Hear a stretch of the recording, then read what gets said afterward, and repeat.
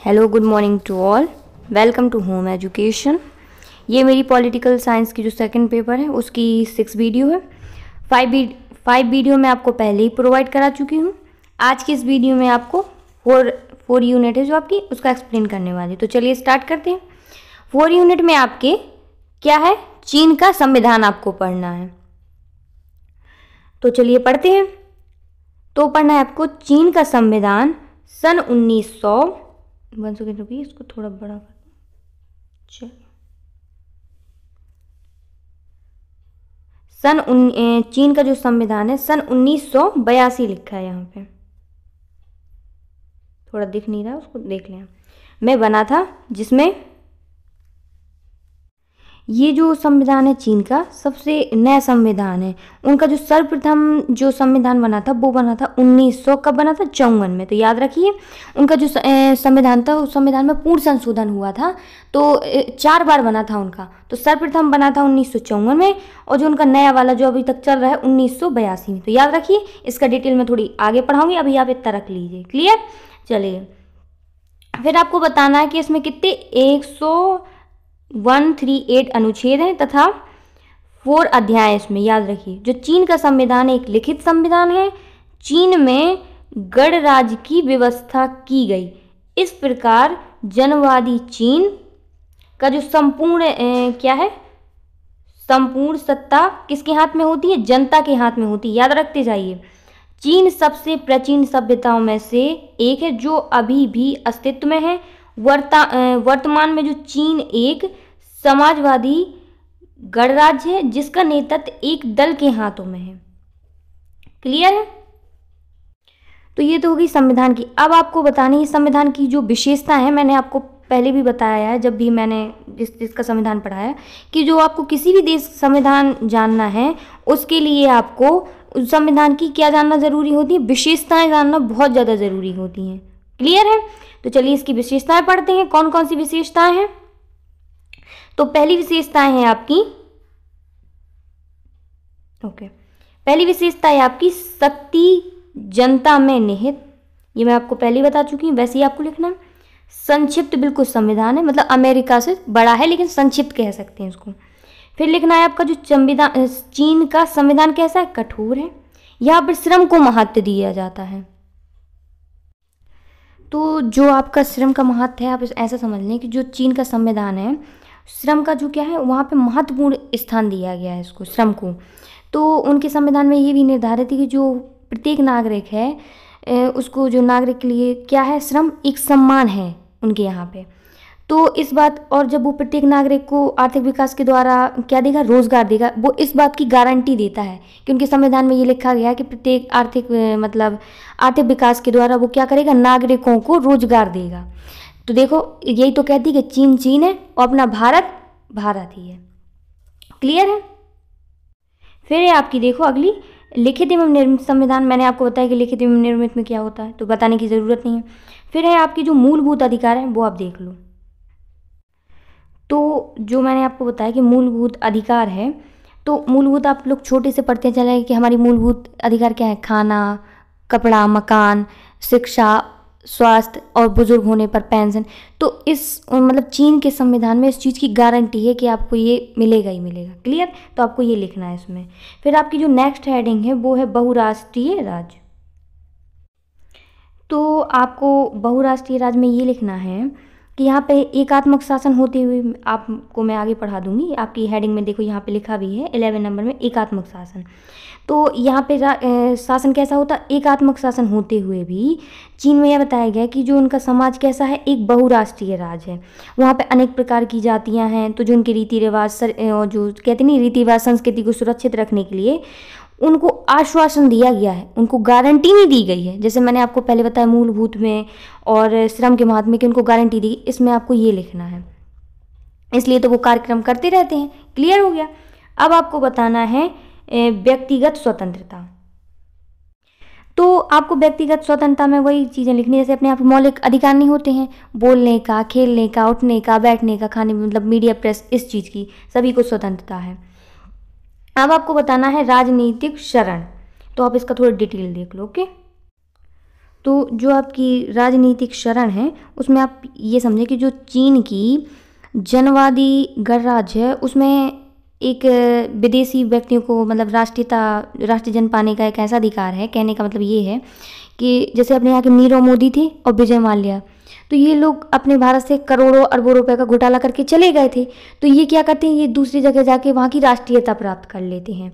तो चीन ऐसे व्यक्तियों को दे देता है। लेकिन अगर यही उल्टा कोई दूसरी देश से करके आए, अपने भारत देश में राष्ट्रीयता मतलब मांगे, नागरिकता, तो अपने देश में नहीं दी जाती, क्योंकि अपना देश शांति प्रिय देश है। और चीन ये भी नहीं, चीन कैसे कैसे लोगों को शरण देता है, जैसे कार्य करने में कोई समर्थ हो, उचित कार्य करने में।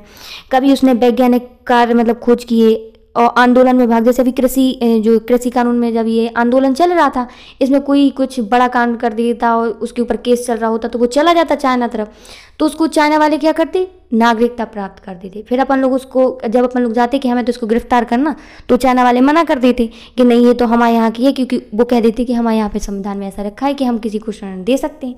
तो ये बात है इसमें, तो आप लिख सकते हैं। क्लियर हो गया। अब आपको नेक्स्ट हेडिंग बतानी है साम्यवादी दल। तो देखना आपको इसमें क्या लिखना है। तो आपको जो साम्यवादी दल है इसमें आपको ये लिखना है कि जो चीन की साम्यवादी दल है वहाँ 3 प्रमुख होते हैं। कौन कौन? एक केंद्र, एक राज्य सरकार तथा सेना। लेकिन इन तीनों में सबसे ज़्यादा प्रमुख कौन होता है, मतलब शक्तिशाली कौन होता है? सेना। तो आपने यहाँ पे जब ऐसे ही आपने पाकिस्तान में भी देखा होगा कि वहाँ पे मैंने आपको अभी बताया था कि जो केंद्र और राज्य सरकार तथा सेना है, इनमें मैंने धोखे से बोल दिया आपको कि सेना सबसे ज़्यादा शक्तिशाली होती है। सेना नहीं होती, ये जो मैंने आपको तीनों बताए हैं ये तीनों सबसे शक्तिशाली होते, मजबूत होते हैं।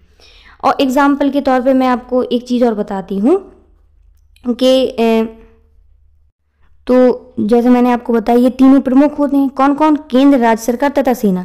ये तीनों मतलब मिलकर सामंजस्य होकर तीनों क्या करते हैं, देश को भी चलाते हैं। क्लियर हो गया। तो आपको ये बताना है इसमें। फिर आपको नेक्स्ट बतानी है एकात्मक शासन। तो आपको इसमें लिखना है कि जो एकात्मक शासन है, तो इसमें क्या होता है कि जो एकात्मक शासन प्रणाली, जो उसकी पूरी शक्ति किसके पास होती है? केंद्र के पास होती है। एकात्मक से आपको याद रहेगा कि एक के पास मतलब केंद्र के पास शक्ति रहती है। क्लियर हो गया। अब आपको बताना है कि जो आरपी का मतलब क्या होता है? राष्ट्रपति। मैंने आपको शॉर्ट में बताया था, मैं लिखती हूँ इसको। तो आरपी का पद क्या करना है? आरपी पद का पुनर्व्यवस्था आपको बताना है इसमें। तो आप इसका डिटेल देख लो। तो आपको इसमें ये लिखना है कि मैंने आपको एक डेट बताई थी 1982 में चाइना का संविधान लिखा गया था, नया वाला। तो उससे पहले क्या हुआ था, एक संशोधन हुआ था। तो पहले वाले संविधान में उनकी राष्ट्रपति पद को क्या किया गया था? समाप्त कर दिया गया था। उसमें मुझे थोड़ी डेट याद नहीं है, मैं आपको इसकी जो डेट, क्लियर डेट है वो मैं आपको बताती जा रही हूँ। लेकिन जो उनका नया संविधान लिखा, कब लिखा था? 1982 में। तो इसमें क्या हुआ था, राष्ट्रपति पद की फिर से पुनः स्थापना हो गई थी। तो इस हेडिंग का यही आपको मतलब लिखना है। क्लियर हो गया। अब आपको बताना है केंद्रीय रुकिए ऊपर कर ही देते हैं, ये देखिए यह बताना है आपको केंद्रीय सैनिक आयोग। अब आप इसका डिटेल देख लो। तो जो आपकी ये हेडिंग है कि केंद्रीय सैनिक आयोग, कुछ देर पहले मैंने आपको एक पढ़ाया था कि जो चाइना की संविधान की शक्ति होती है किसके किन के पास होती है। एक तो मैंने आपको बताया था केंद्र और सेना, और एक बताया था आपको, थर्ड कौन सा बताया था आप बताए? राज्य के पास होती है। तो लेकिन अब इनमें से सेना का मतलब कौन करेगा? तो सेना की मतलब जो सेना का निर्देश कौन करेगा? तो केंद्रीय सेना करेगी। इनकी वेतन की व्यवस्था वगैरह, इनकी जो भी करना होगा केंद्रीय सैनिक आयोग करेगा। तो जो इनका पुराना वाला संविधान था उसमें इसकी व्यवस्था नहीं थी, लेकिन जो इनका नया वाला संविधान था 1982 वाला, उसमें ये बनाया गया था केंद्रीय सैनिक आयोग का। क्लियर हो गया। आपको इसमें ये लिखना। लास्ट है आपकी जो हेडिंग है उसमें आपको लिखना है आधुनिकीकरण की चाह। तो ये जो आपकी आधुनिकीकरण की चाह है, इसमें आपको ये लिखना है कि जो चाइना का संविधान है उसमें उन्होंने लिख ही दिया है कि जो आधुनिकीकरण है इसमें इनकी चाह है, इन्होंने अपने संविधान में ही लिख लिया। कहने का एग्जाम्पल ये है इनका, जैसे अपने इधर है कि कोई नई खोज करना, कि जैसे कोई टीचर कोई कर दे या बच्चा कोई ड्रोन बना ले, तो तो वे क्या करते हैं, अपने यहाँ क्या होता है, बना ले तो कोई मतलब नहीं है, हाँ थोड़ी बहुत ताली बजा ली, पुरस्कृत कर दिया थोड़ी बहुत, बाकी उन्हें मतलब ही नहीं। लेकिन यही चीज़ अगर ये चाइना में कोई बच्चा कर दे या कोई इंसान कर दे, तो वो उसको क्या करेंगे, प्रोत्साहित करेंगे, उसको विकास करेंगे कि तुम इसका अपनी टेक्नोलॉजी को बढ़ावा देंगे, उसे पैसा देंगे, रुपये देंगे कि इसकी टेक्नोलॉजी को पूरी दुनिया में विकसित करो। उनका मतलब ये है। तो स्पष्ट है कि आधुनिकीकरण की उनकी चाह है। आपको ये चीज़ लिखनी है इसमें, क्लियर है। तो जो आपके चीन के संविधान की जो विशेषताएं थी वो मैंने आपको कंप्लीट करा दी हैं। अब चलते हैं हम लोग नेक्स्ट क्वेश्चन की तरफ। अब विशेषताओं में एक चीज़ याद रखिए, केंद्रीय सैनिक आयोग ऑब्जेक्ट के रूप में। क्लियर। चलिए अब आपको देखना है क्वेश्चन, राष्ट्रपति की क्या देखनी है आपको, प्रमुख विशेषताएं देखनी है। तो ये कुछ उससे रिलेटेड थोड़ी जानकारी मिल गई थी तो मैंने लिख दी। ये हो सकता है आपके ऑब्जेक्ट के रूप में भी हो, इसलिए मैंने लिखा है। तो इसमें है पीपुल्स रिपब्लिक ऑफ चाइना का जो संविधान है नाम मात्र रूप से पीपुल्स रिपब्लिक ऑफ चाइना का सर्वोच्च कानून है। यह देश के इतिहास में चौथा संविधान है। मतलब मैंने आपको पहले बताया था जब मैं आपको संविधान पढ़ा रही थी कि जो चाइना का संविधान है सबसे पहले कब बना था, 1954 में, फिर कब बना 1975 में, फिर 76 में, फिर 82 में। क्लियर। सॉरी, ये मैंने जो तीसरा वाला बताया आपको 1976 नहीं है, 1978 है, 1978 याद रखिए। क्लियर है, ये वाला गलत है। फिर आपको बताना है, मैंने आपको पहले भी बताया था कि ये संविधान पूछ लिया जाता है कि जो चाइना का संविधान एक तो 4 बार बना है, तो एक ऑब्जेक्ट इधर से निकल आता है, फिर ये इनकी डेट पूछ लेता है कि जो फर्स्ट बार सर्वप्रथम कब बना और इनका जो न्यू है वो कब बना, तो आपको याद रखना है इधर से। फिर आपको बताना है कि जनवादी चीन में कार्यपालिका का आशय, पहला है सर्वप्रथम चीन के जनवादी गणराज्य अध्यक्ष, फिर द्वितीय है कि परिषद या मंत्रिमंडल, फिर तीसरा क्या है, केंद्रीय सैनिक आयोग। अब इस थोड़ा सा समझ लो आप इसको। तो याद हो मैंने आपको 3 चीज़ बताई थी ना कि मंत्रिमंडल, राज और जो उसके अध्यक्ष होते हैं और सैनिक होते हैं, तो इन्हीं तीनों के द्वारा राज चलता है, वही लिखा है मैंने।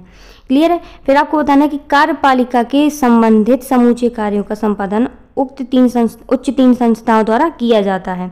क्लियर है। तो किन संस्थाओं के द्वारा, ये जो आपके सामने, तो ये ऑब्जेक्ट में भी आप लिख सकते, आप पूछ सकता है वो आपसे, और ये आप याद रखें। तो जब इसके चीन के बारे में आप लिखें डेटा तो आप इसको भी लिख सकते हैं। क्लियर हो गया। अब आपको बताना है इसमें कि जो राष्ट्रपति की क्या बताना है, आप इसकी यहाँ के जो चीन के जो राष्ट्रपति हैं उनके बारे में थोड़ी आपको जानकारी देनी है, फिर उनकी जो विशेषता है उनके बारे में आपको लिखना है। तो यहाँ के जो राष्ट्रपति के लिए क्या क्या जरूरी है वो देख लो कि राष्ट्रपति के लिए आयु कितनी वर्ष होनी चाहिए, 45 वर्ष से अधिक होनी चाहिए। राष्ट्रपति का जो चुनाव है वही लड़ सकता है जिसको चीन गणराज्य में मताधिकार प्राप्त हो। इनका जो कार्यकाल है 5 वर्ष का होता है, 5 वर्ष, रुकिए। तो आपको देखिए इसमें याद रखने की, यहाँ पे 45 वर्ष से उन्होंने आयु रखी है अधिक। फिर बताया कि जो राष्ट्रपति का चुनाव वही लड़ सकता है जो चीनी गणराज्य में मताधिकार प्राप्त हो, मतलब जो वहाँ का नागरिक ही लड़ सकता है। कल के दिन पता चले हम लोग जाएं तो हम सी जिनपिंग के सामने खड़े हो जाएं, तो ऐसा नहीं हो सकता। सी जिनपिंग कौन है, वहाँ के राष्ट्रपति, याद रखिए आप। फिर यहाँ का जो कार्यकाल होता है यहाँ के राष्ट्रपति का कितने वर्ष का होता है, 5 वर्ष का। ठीक है। और यहाँ एक और कंडीशन है कि यहाँ पे राष्ट्रपति कितने बार बन सकता है, ज़्यादा से ज़्यादा 2 बार बन सकता है।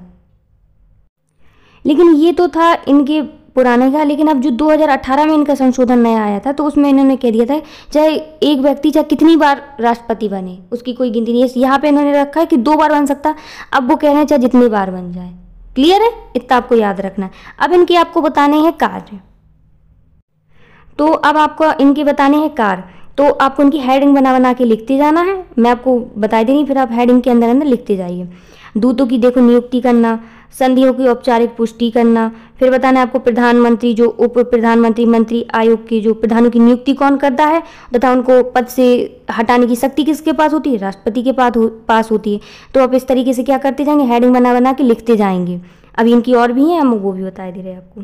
ये देखो यहाँ पे है कि राज्य की ओर से लोगों को उपाधियाँ देना, फिर व्यक्तिगत अपराधियों को क्षमादान भी दे सकते हैं ये। सैनिक कानून लागू करना, मतलब ये जितने हैं आपको हेडिंग बना के इनकी लिखते जाना कि राष्ट्रपति ये कर सकता है, राष्ट्रपति, और थोड़ी बहुत आपको जानकारी हो तो इसका थोड़ी डेटा भी लिखते जाना आप, जैसे कि मैं इतने सारे बता चुकी हूँ तो आपको कुछ तो याद रहेगा ना। क्लियर है। अब बतानी है आपको इनकी कि जो राष्ट्रपति की वास्तविक स्थिति के बारे में बतानी है। तो आपको ये बताना है कि जो चीनी में आरपी यानी राष्ट्रपति ना तो अमेरिका के राष्ट्रपति की तरह शक्तिशाली होता है और ना ही भारत के प्रधानमंत्री की तरह। जो मतलब चीन के राष्ट्रपति की स्थिति कुछ और ही है। जो राष्ट्रपति जो मतलब उसकी शक्तियाँ वह सैद्धांतिक है, वह अपनी शक्तियों का प्रयोग राष्ट्रीय जनवादी कांग्रेस व स्थायी समितियों के आदेश अनुसार ही करता है। फिर आपको बताना थोड़ी, फिर मैं आपको इसको डिटेल भी बता रही हूँ। उसे राष्ट्रीय जनवादी कांग्रेस द्वारा पारितों, विधायकों तथा निर्देश अनुसार के प्रयोग भी अधिकार नहीं है। तो मैं आपको पहले ये बता रही हूँ कि जो वह अपनी शक्तियों का प्रयोग राष्ट्रीय जनवादी कांग्रेस व स्थायी समितियों के आदेश अनुसार कर सकती। तो आपको ये समझना है कि मैंने आपको बताया था चाइना का शासन है किस 3 के द्वारा बताया था मैंने, राज्य सरकार, केंद्र सरकार और सेना के द्वारा। तो इसमें आप ये समझिए किसी एक के पास शक्ति नहीं होती कि वो कुछ भी निर्णय ले ले तो कर, उन्हें एक दूसरे की ज़रूरत होती है। आपको ये समझना होगा। जब उन्हें एक दूसरे की ज़रूरत पड़ेगी, सभी संस्थाओं की ज़रूरत पड़ेगी तो क्या होगी, इससे सरकार तानाशाही नहीं होगी।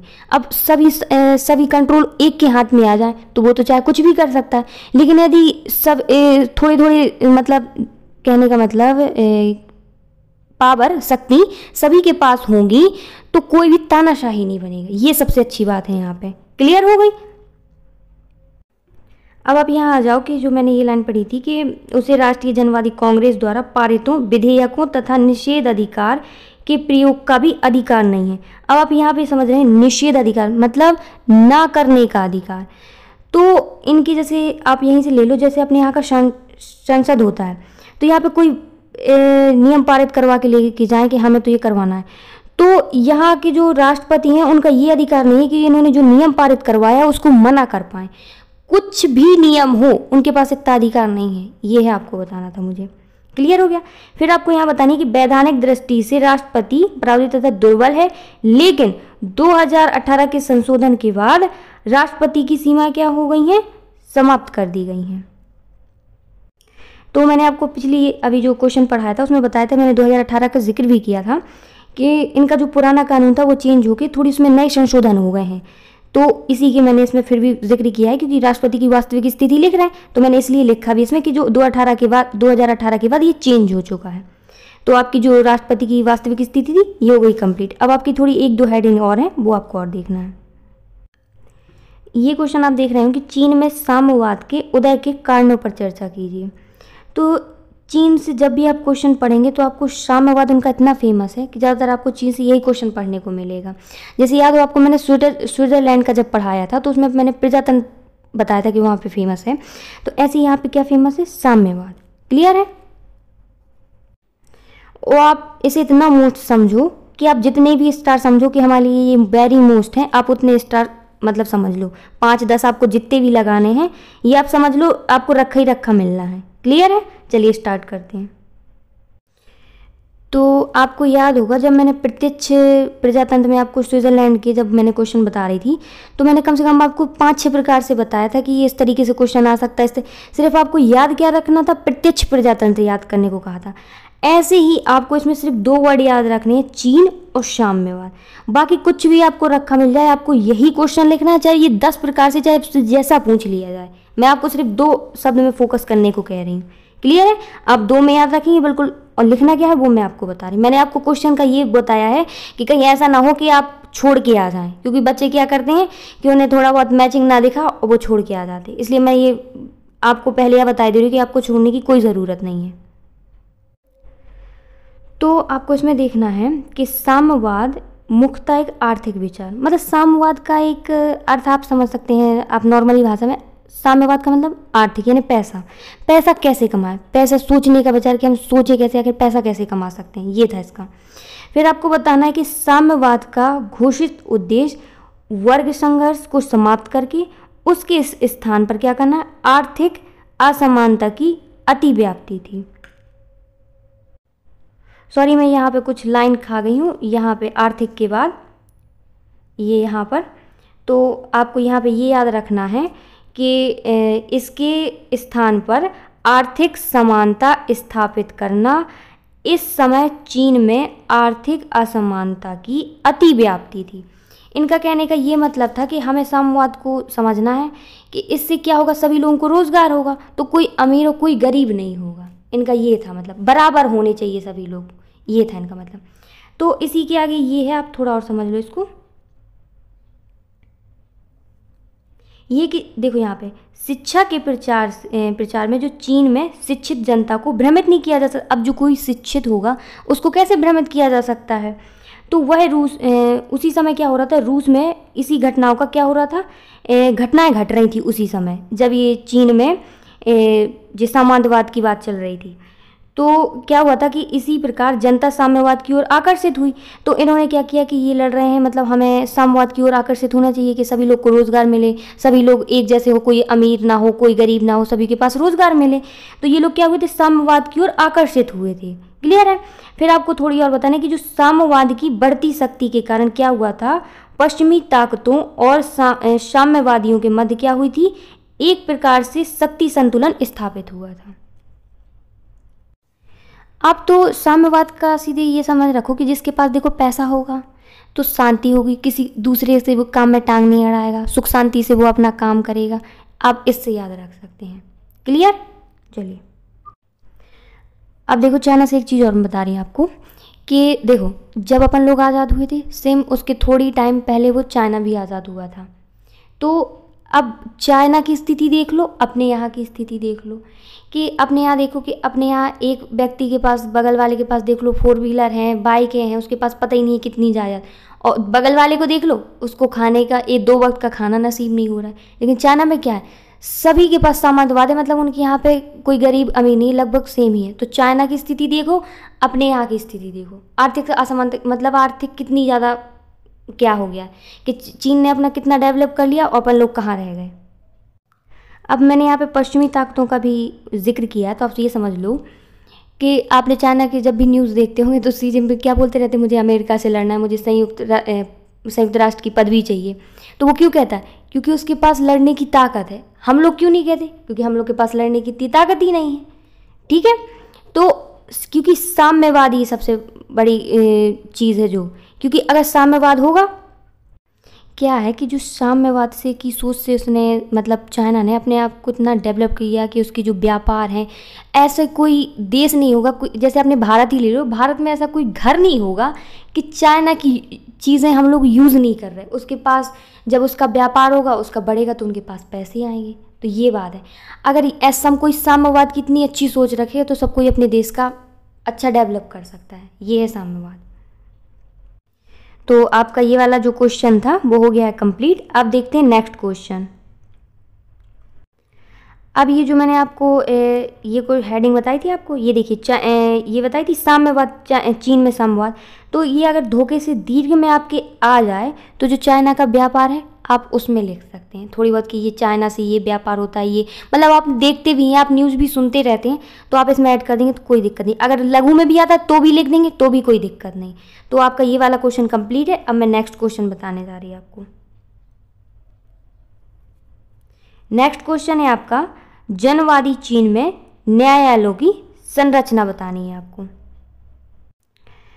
तो ये वाला जो आपका क्वेश्चन है बेटा कि जनवादी चीन में न्यायालयों की जो संरचना है, ये ज़्यादातर हमेशा बेटा लघु में क्वेश्चन पूछा जाता है। चाहे आपने महाराजा छत्रसाल की यूनिवर्सिटी का क्वेश्चन पेपर उठा लेना तो उसमें आपको लघु का मिलेगा, या किसी अन्य यूनिवर्सिटी का भी आप उठा लेना, आपको लघु में ही मिलेगा। और आएगा तो लघु में आएगा, वरना या ऑब्जेक्ट के रूप में वो पूछ के छोड़ भी देगा जहाँ से उसे देना होगा। तो आपको ये थोड़ा थोड़ा देखो मैंने दिया, इसमें ज़्यादा डिटेल नहीं दिया है, जिस हिसाब से आया मैंने वैसे दिया आपको। तो इसमें क्या लिखा है कि देखो निम्न जन न्यायालय लिखा है, फिर लिखा है मध्यस्थ जन न्यायालय, फिर है उच्च जन न्यायालय, फिर सर्वोच्च जन न्यायालय। न्यायालय के बारे में आपको तो आप ऐसे समझ लो, जैसे निम्न जन न्यायालय, जैसे कोई 2 व्यक्ति लड़ रहा है तो वो लोग पहुँचे न्यायालय में, एक को न्याय मिल गया, दूसरा उस न्यायालय से उस मतलब फैसले से संतुष्ट नहीं है तो वो मध्यस्थ में जाएगा। अगर वो अभी भी नहीं है तो वो जाता जाएगा, फिर वो जाएगा सर्वोच्च में। अपने यहाँ का सर्वोच्च कौन का? सुप्रीम कोर्ट कहलाता है, जो दिल्ली में है। अब उनने जो निर्णय दे दिया वही आखिरी निर्णय होता है, ऐसे ही उनके दर पे है। तो इसमें क्या होता है, इसमें सभी न्यायालय फौजदारी तथा दीवानी मामलों का निपटारा कराया जाता है। फौजदारी का मतलब जो लड़ाई झगड़े होते हैं, दीवानी मतलब जो रुपए पैसे का झगड़ा होता है, इसमें ये है, इसका निपटारा कराया जाता है। तो ये जैसे मैंने आपको लाइन बाई लाइन बताए हैं, आप वैसे इसमें लिख देना, ज़्यादा कुछ डिटेल तो लिखना नहीं, अगर आ जाए तो आप लिख देना, वैसे कुछ ज़्यादा नहीं है। तो आपकी जो 4 यूनिट थी वो तो हो गई है कंप्लीट, मैंने आपकी करवा दी है। और 5 यूनिट जो बची है आपकी, वो मैं आपको शाम तक प्रोवाइड करा दूंगी। वैसे 5 यूनिट में मैंने आपको पहले भी बताया था जब मैं आपको मोस्टिंग दे रही थी, उसमें ज़्यादा कुछ नहीं है, जो आपके जो 4 यूनिट है उन्हीं का रिपीट है उसमें। तो आप ये जो मैंने आपको 4 यूनिट है, ये आप इनको अच्छी तरीके से पढ़ लो, और आपको कोई भी दिक्कत हो आप कमेंट बॉक्स में कमेंट करिए। Thank you.